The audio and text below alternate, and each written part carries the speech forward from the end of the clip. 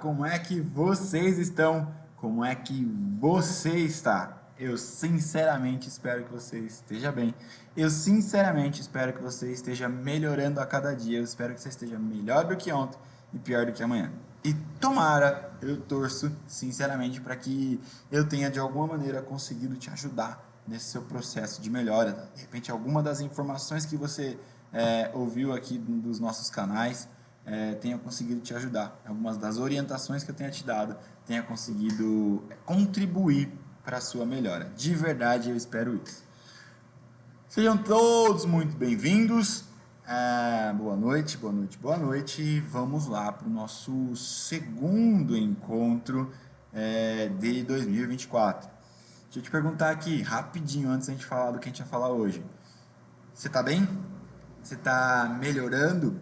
Ou você entrou mais um ano com aquela dor achando que ela milagrosamente vai sumir? Deixa eu te contar, se você não fizer nada, dificilmente isso vai sair daí. Uma vez eu escutei uma frase que era a seguinte: definição de insensatez, fazer sempre as mesmas coisas e esperar que no final você tenha resultados diferentes. Se você está fazendo sempre a mesma coisa, as chances são de que você vai ter sempre os mesmos resultados. Então, para de empurrar com a barriga e começa logo o seu tratamento. Vamos logo eliminar e se libertar dessa sua dor que tanto te limita e que te impede de fazer suas coisas, as suas atividades e, enfim, te impede de ter uma melhor qualidade de vida. Beleza? Bom, dito isso, recado dado, vamos começar a nossa brincadeira de hoje, a nossa aula de hoje. E hoje a gente vai falar sobre equilíbrio. Sim, equilíbrio, aquele lá que o pessoal usa para ficar em pé em cima de uma bola lá no Circo du Soleil. Eu quero que você ande sobre uma corda bamba, por isso que a gente precisa se equilibrar. Não, obviamente é mentira, não tem nada a ver com isso. A ideia é que você não vire um artista de circo, não é isso. Mas você vê que equilíbrio é algo sim importante na hora que a gente vai trabalhar, na hora que a gente vai reabilitar uma articulação, principalmente quando a gente está falando da articulação de membros inferiores, então de cintura para baixo, tá? Não que isso seja descartado quando a gente fala dos membros superiores, ou seja, quando a gente fala de mão, punho, cotovelo, ombro, enfim, algo na região dos braços. Não é que isso é descartado, é que a gente não chama de equilíbrio propriamente dito, né? Mas a partir de agora a gente também não vai mais chamar de equilíbrio. Você vai entender que não é assim que a gente deve se referir a isso, certo? Então, como que a gente vai passar a chamar isso agora? A gente vai chamar isso de treino, porque a gente vai treinar através de exercícios, através de movimentos. Você vai treinar. Tudo que você treina, você fica melhor. Beleza? Então a gente vai fazer um treinamento de equilíbrio. Então a gente vai chamar isso de treino sensório motor. Por que treino sensório motor? O treino é porque a gente vai treinar. O motor é porque tem a ver com movimento, por isso o motor. E os sensórios tem a ver com sensores, certo? Por isso treino sensório motor. Eu vou esmiuçar isso aqui para você, vou explicar isso tintim por tintim, você vai entender tudo isso. Eu sei que agora parece meio abstrato, mas não é. É bem simples de você entender. Beleza? Então vamos lá. O que você precisa entender? Nós temos alguns sensores espalhados pelo corpo. O que são esses sensores? Na verdade, não, são sensores, certo? Não somos máquinas. Então, não são chamados de sensores. Sim, são chamados de receptores. Por que eles são chamados de receptores? Porque eles recebem as informações. Então, nós temos receptores internos para captar as informações da nossa posição, então internamente. Então, como é que você sabe, sem olhar, a posição que está o seu pé, a posição que está o seu joelho, certo? Você está sentado ou em pé, você não precisa olhar para isso. Você tem receptores internos que vão nos informando a nossa posição no espaço em que nos encontramos, certo? Então eles são receptores. A gente tem receptores internos e a gente também tem receptores externos, ou seja, receptores são responsáveis por captar informações externas ao nosso corpo. Então, por exemplo, o nosso sistema visual são os receptores externos. A gente, se você vê uma parede e você estiver andando para trás, o seu sistema visual vai informar que essa parede está ficando mais longe. Então, obviamente, você está andando para trás. Se você está vendo essa parede andar para a direita, provavelmente é porque você está andando para o outro lado, então a parede se desloca para a direita. Então, a gente tem receptores externos. Então, são receptores externos para captar estímulos externos. Receptor auditivo e assim por diante. O receptor auditivo, ou seja, o que a gente escuta, não necessariamente a gente vai usar para saber a nossa posição no espaço. Então, às vezes você usa isso. Então, se você está na sua casa e alguém te chama, de acordo com o áudio que você capta pelo seu ouvido, você sabe mais ou menos em que cômodo dessa casa a pessoa está. Mas não é exatamente disso que a gente vai falar hoje, certo? A gente vai falar sobre a nossa posição no espaço em que nos encontramos. Então, o sistema visual tem uma importância gigantesca nisso. Inclusive, já vou fazer um parênteses aqui. Já reparou como às vezes a gente é enganado pelo sistema visual? Quem nunca passou por isso? Você está no trânsito, certo? E aí você está parado aqui, tem um carro do lado seu, você está parado. E de repente o carro que está do lado começa a andar. E quando o carro começa a andar, a impressão que você tem é que você está começando a andar para trás. Então dá aquela pisada no freio e você já está parado, certo? Então é o seu sistema visual te enganando. Por quê? Tem um ponto fixo ali do seu lado. Se esse ponto fixo começou a andar para frente, a impressão que a gente tem é que a gente é que está andando para trás. Aquele ponto continua fixo, certo? Então o sistema visual ele nos ajuda muito a nos informar a nossa posição no espaço, mas às vezes ele dá uma enganada. É por isso que é tão importante que a gente tenha mais do que um sistema de receptação, certo? Então a gente vai ter mais de um sistema para receber isso, não é só o sistema visual. Se fosse só um, a gente podia ser enganado, como eu acabei de exemplificar para você, tá certo? Bem, a gente volta a falar sobre o sistema visual porque ele é muito importante para a gente, mas eu já vou te falar de uma outra coisa. Eu falei para você que a audição não é tanto que a gente vai falar. Entretanto, a gente tem um receptor interno que fica lá dentro do ouvido, certo? Então, dentro do ouvido interno, que nada mais é do que o nosso labirinto. Então, quem sofre com labirintite vai entender tudo o que acontece a partir de agora. E já já eu vou linkar o sistema visual com o nosso sistema labiríntico, vamos chamar assim, tá? Para a gente não chamar de sistema auditivo, porque não é exatamente isso que a gente está falando. Então é o seguinte, primeira coisa, vou te explicar como é que funciona o labirinto. Por que chama labirinto? Imagina um canudinho, certo? Aqueles de milkshake X. Imagina que a gente conseguisse pegar esse canudinho e dobrasse ele assim para formar um círculo, beleza? Então a gente une as duas pontas do canudinho e a gente conseguisse formar um círculo.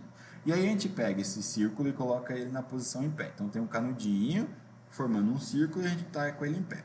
Um outro canudinho que também formou um círculo, mas a gente coloca ele na posição deitado assim. Então tem um na vertical e outro aqui na horizontal. E ainda tem um terceiro que fica inclinado, numa diagonal, beleza? Então a gente vai ter vertical, uma diagonal e o horizontal. Tudo isso internamente eles são ligados, onde eles, digamos assim, como se eles tivessem encostado esses canudinhos, ali eles são interligados. Então esses três canudos, esses três tubos circulares estão conectados entre si. E dentro deles existe um líquido, e nesse líquido existem alguns cristais. Imagina assim, não é exatamente isso, mas imagina que a gente pegou uma água e colocou bastante açúcar ali dentro.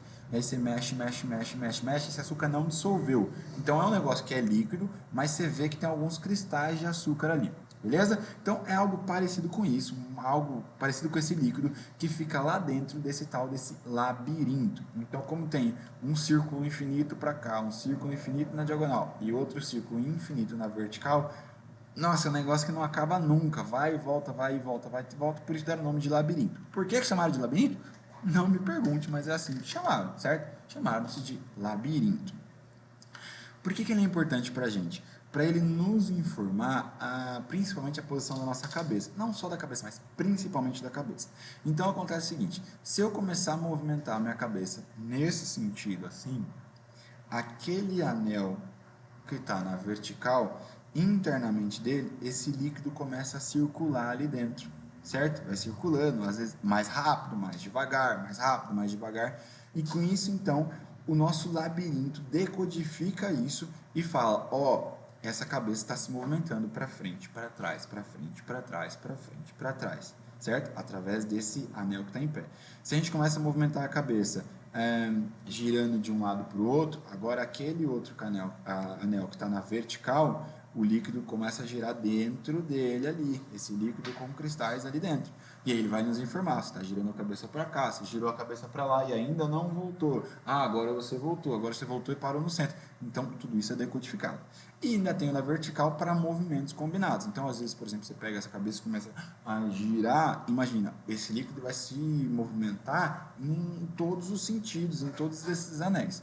Beleza? Então, a gente vai ter o labirinto de um lado e o labirinto do outro. O que é a labirintite? É quando, por algum motivo, esse líquido lá dentro ele se inflama. E quando ocorre um processo inflamatório desse líquido, ele fica mais espesso. E por ele estar mais espesso, ele não consegue circular corretamente, livremente, na mesma velocidade em que ele faria normalmente. Portanto, essa informação fica toda embaralhada. E aí, como fica toda embaralhada, você fica perdido. Nosso sistema nervoso central fica perdido. Eu não sei se eu estou andando para frente, eu não sei se eu estou parado, eu não sei se eu estou girando a cabeça, eu não sei se quem está girando é o planeta, eu não sei se quem está girando é a sala, o chão ou as paredes. Eu não sei o que está acontecendo. Você não sabe, ele fica tão perdido que você começa a ter tonturas, tonturas e tonturas. Então, isso é a labirintite. Então, o labirinto é um receptor importante para a gente, para nos informar a nossa posição no espaço. Agora, dá uma olhada o quanto que isso é... Eu vou usar essa palavra, mas não é exatamente isso. O quanto isso pode se conflitar, o quanto isso pode ser conflitante. Imagina só. Imagina que você está num ônibus, certo? Ou no trem, no metrô, X. E aí, você sentou naquele banco que é virado para trás. Então, o metrô, o trem, ele está andando nesse sentido. Só que você está virado para lá. Então, tem alguma coisa informando no nosso sistema nervoso central que você está se deslocando nesse sentido. Só que sua visão, você está dizendo assim, não, eu estou indo para o outro sentido, isso está errado. E aí começa a conflitar. Na hora que começa a ter conflitos, tem gente que não pode fazer isso, não pode andar de costas no metrô, porque começa a dar enjoo. E o enjoo nada mais é do que assim, tô perdido, tô tão perdido que começa a ter tontura. Eu tenho tanta tontura que isso começa a me dar enjoo, certo? Que as pessoas que não podem ler dentro do carro, dentro do ônibus. Por quê? Porque se eu tô lendo, meu sistema visual tá me informando, eu tô parado aqui lendo. Só que eu tenho um monte de outros sistemas aqui me informando que eu estou deslocando, porque eu estou dentro do carro e o carro está em movimento. E aí isso fica confuso e tem gente que passa mal com esses conflitos de informações, certo? Por que eu estou te contando isso? Para te falar que assim, se a gente tem só um sistema, a gente pode ser enganado. Como é o exemplo do sistema visual, aquele exemplo do trânsito. O carro andou, você achou que estava indo para trás, sendo que seu carro está parado. O carro do lado é que andou para frente. Lembra desse exemplo? Agora, se eu tenho só um sistema, eu posso ser enganado. Se eu tenho dois sistemas, um pode informar uma coisa, o outro pode informar outra coisa. E aí isso começa a ser conflitante e não vai ser legal. E aí a gente ainda tem um terceiro sistema. E esse sistema é grande, digamos assim, porque ele está em todo o nosso sistema músculo esquelético. Então, cada músculo tem um sensor para falar assim, esse músculo contraiu. Se esse músculo contraiu e esse músculo está em tal região, quer dizer que tal movimento foi realizado. Se o músculo que faz o movimento de dobrar o joelho, de flexionar o joelho, ele foi contraído, provavelmente é porque eu flexionei o meu joelho, certo? Então, cada músculo tem um sensor desse, cada músculo tem um receptor, beleza? Não bastasse isso, a gente também tem um monte de receptores espalhados pelas articulações. Então, lá dentro do joelho também tem receptores, não um, nem dois, vários receptores espalhados pela articulação para nos informar. Essa articulação está sendo flexionada, essa articulação agora está sendo torcida para a direita, torcida para a esquerda, foi para frente, foi para trás e assim por diante. E aí a gente começa a linkar tudo isso, e nosso sistema nervoso central começa a decodificar tudo isso. E aí ele vai falar assim, olha, o sistema visual está me dando essa informação, Meu sistema visual está me dizendo que meu joelho nesse momento está flexionado, certo? O meu sistema labiríntico está me dizendo que eu estou parado nesse momento. Meu sistema músculo-esquelético está me dizendo que o meu joelho está flexionado.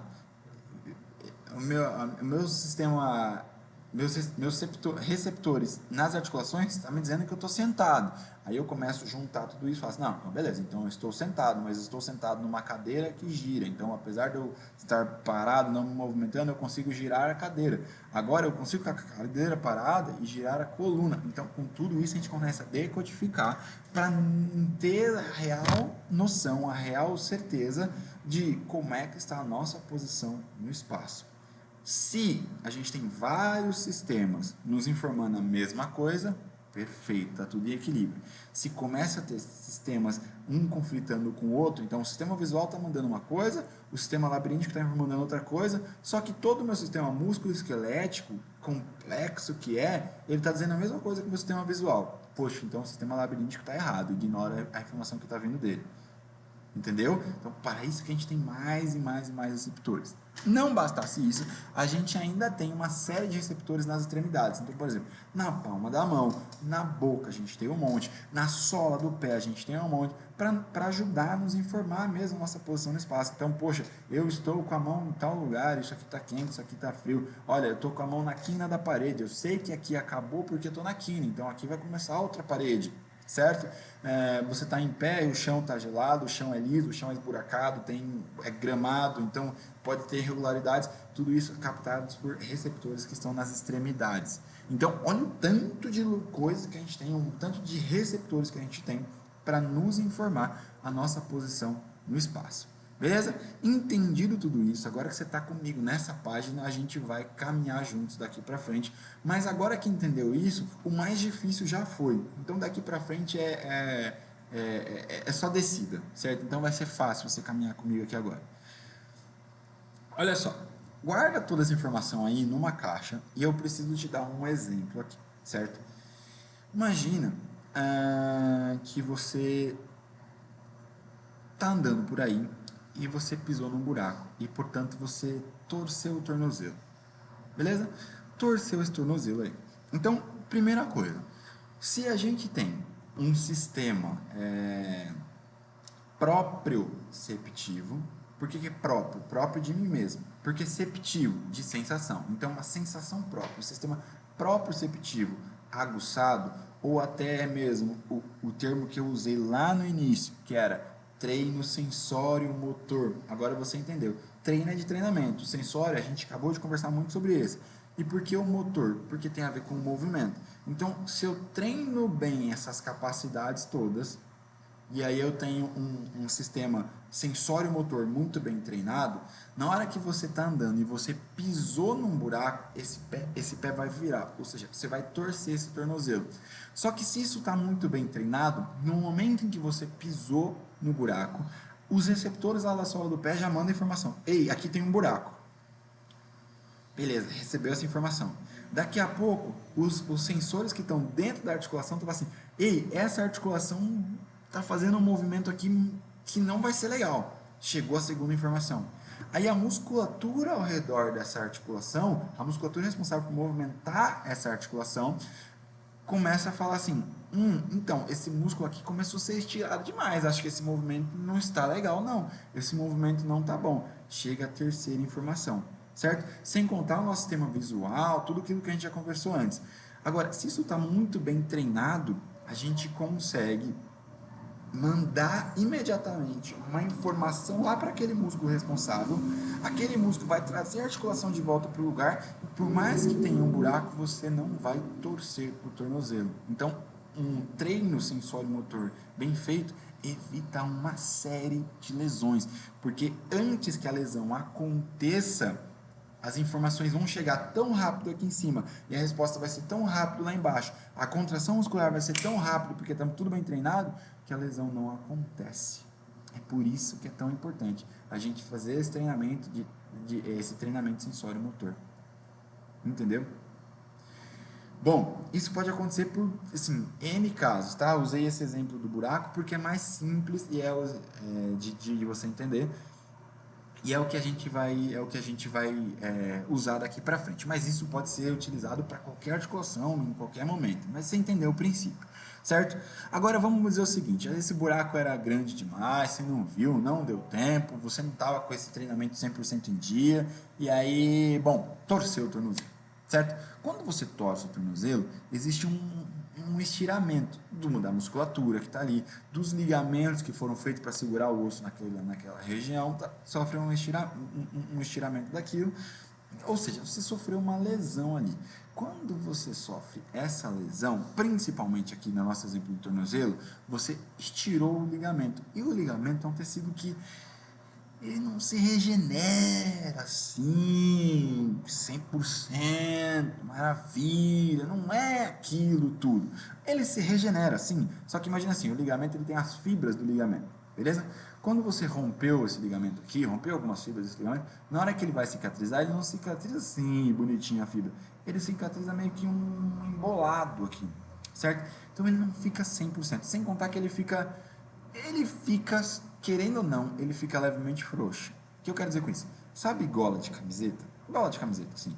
Quando ela fica esgarçada, aquele elástico da gola da camiseta fica desgarçado, não adianta você lavar a camiseta, você passar o melhor amaciante, não adianta você passar a camiseta bem bonitinho, aquela gola está esgarçada, não tem jeito. O ligamento é mais ou menos isso aí. Uma vez que ele foi estirado, ele sempre vai ter um pouquinho de frouxidão, ele não vai ser 100% a mesma coisa. Só que o ligamento, a função dele é segurar o osso A no osso B, para impedir que isso aqui saia do lugar, certo? Para que isso aqui fique sempre na mesma posição ali, a articulação estável. A partir do momento que você sofreu um estiramento, ele não vai conseguir desempenhar isso com 100% de excelência. O que vai acontecer então? Você perdeu uma das coisas que estabiliza a articulação no lugar. Então, basicamente, uma articulação fica estável no lugar por três coisas: por ligamentos, pelo encaixe de um osso com osso e pela musculatura que está ali ao redor, certo? Quando você perde aqui o ligamento, esse ligamento agora não consegue desempenhar com toda excelência o trabalho dele, agora você vai ficar com essa articulação mais instável. Então você precisa suprir isso de alguma maneira. Como é que você faz isso? De duas maneiras. Você fortalece a musculatura, então se tinham três, o encaixe articular, a força do músculo e o ligamento, agora o ligamento está meia boca, você consegue fortalecer o músculo para o músculo suprir a falta que tem do ligamento aqui. E aí você consegue suprir isso. Mas aí é que vem o tema do nosso encontro de hoje, o tema da nossa aula de hoje. Não adianta esse músculo ser forte. Não adianta ele ser forte o suficiente para segurar essa articulação no lugar, se quando você pisar no buraco, ele não contrair rápido. Não adianta ele ser forte e ele contrair só depois que você já torceu o tornozelo.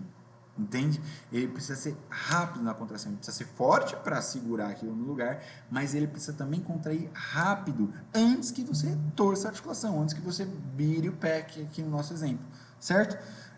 Como que a gente faz, como que a gente treina para ele ficar mais rápido, mais ágil? Bingo, você já entendeu, brincando de equilíbrio. É isso mesmo. Então você treina essa musculatura a contrair rapidamente. Então, vamos supor, no nosso exemplo aqui, que a gente está falando do pé, você vai ficar em pé num pé só, se equilibrando. Aí você desequilibra para lá, a musculatura toda vai ter que te trazer de volta. Só que não é só a musculatura. Como você está o corpo inteiro em cima dessa articulação, em cima dessa região, você usa todos os estímulos que tem para você. Então a gente usa de novo labirinto, os receptores na sola do pé, os receptores dentro da articulação, os receptores nos músculos, os receptores nos ligamentos, o sistema visual, tudo isso para conseguir se equilibrar ali. Ou seja, você treina o seu sistema sensório-motor como um todo. Treinamento sensório-motor. Entendido? E aí, conforme você vai fazendo isso vai ficando fácil. Você vai aumentando o grau de dificuldade.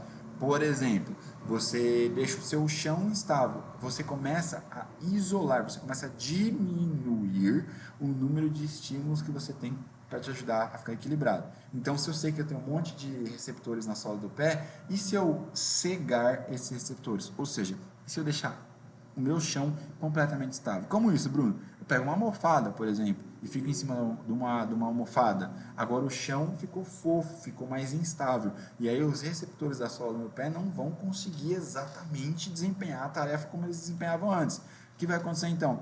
Os outros vão ter que se aguçarem. Sabe pessoas que, por exemplo, a pessoa que ela nasce, ou nasce, ou acaba perdendo a visão, ou acaba perdendo a audição, o outro sentido dela fica muito aguçado. Então, a pessoa que não enxerga direito, ela tem a pessoa que é cega, ela costuma ter uma audição muito boa.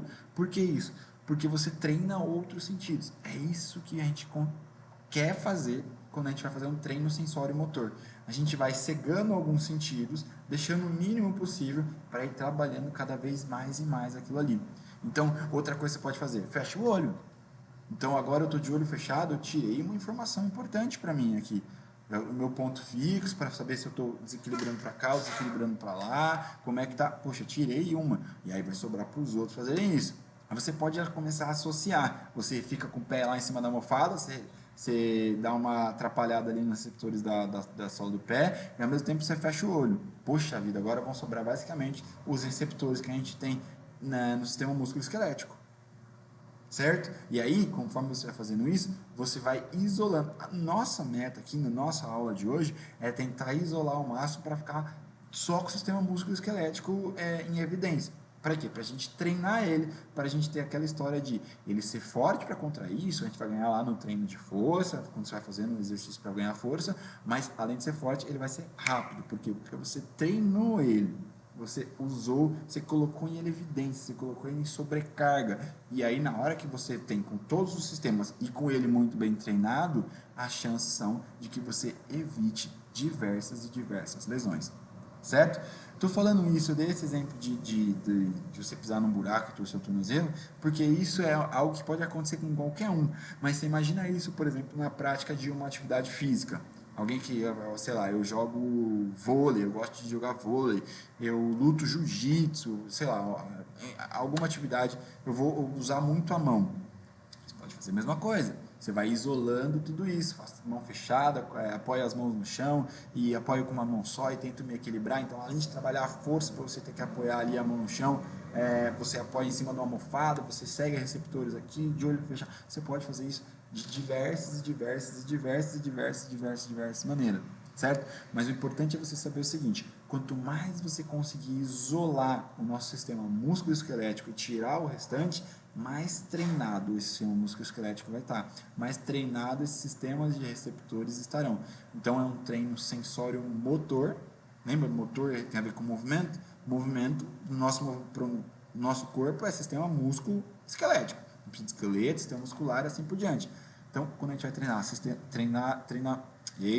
a gente vai fazer um treinamento sensório motor, a gente precisa isolar o máximo possível para a gente conseguir nossa musculatura.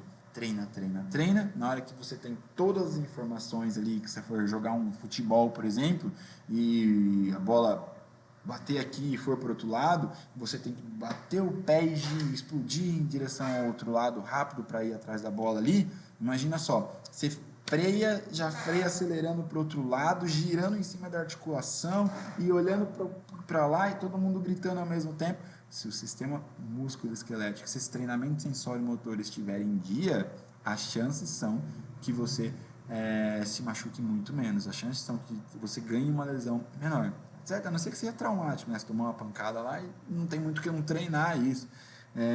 Mas as chances são que no dia a dia, e também, ainda mais, quando você pratica alguma atividade física, as chances são que você diminui muito as suas lesões, o índice de lesão que você vai ter, certo? Porque a musculatura contrai rápido. Ela tem força para contrair, porque você treinou isso lá no dia do treino da força, mas ao mesmo tempo ela tem velocidade em contração. Velocidade. E tem uma outra coisa, um último detalhe para a gente encerrar por hoje. Ela vai ter a força, vai ter a velocidade, mas vai ter a dosagem da força. Então, em determinado momento eu preciso fazer uma força X. em outros momentos, uma força 5x, certo? Então a musculatura, ela vai conseguir treinar, ela vai estar mais treinada também, assim, quanto de força eu tenho que usar para evitar essa lesão, certo? Porque às vezes o músculo está forte, ou assim, às vezes o músculo ele tem uma contração rápida, mas ele não tem força suficiente para segurar aquele movimento, e aí você acaba machucando.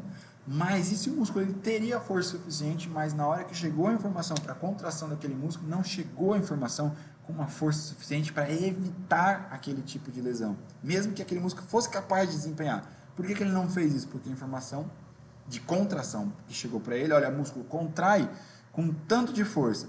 Esse tanto de força não foi suficiente. Quando você tem um treino sensório motor em dia, tudo isso está mais calibrado. E aí sim, as chances de lesões começam a despencar bastante.